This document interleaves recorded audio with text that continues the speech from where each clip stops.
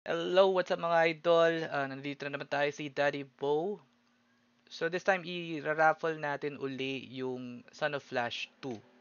Kasi last time yung nanalo, I think napadaan lang sa channel natin and hindi talaga siya subscriber. So hindi na-claim yung Son of Flash 2 and kailangan na natin siyang i-release kasi just like any other shoe kapag tumagal yung sapatos na hindi ginagamit, na-expire yung glue niya.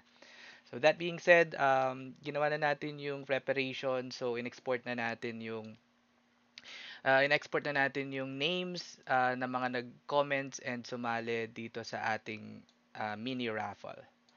And I don't know, actually good thing for our subscribers kasi 24 lang yung uh, unique entry yung mga sumali.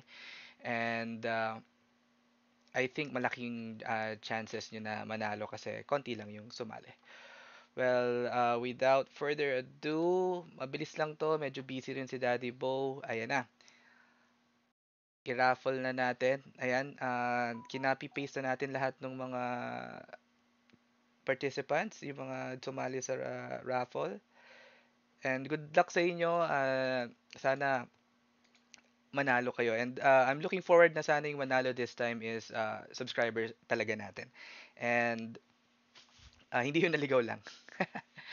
Okay, wala nang masyado pang pasakalye. Raffle na natin. Let's go!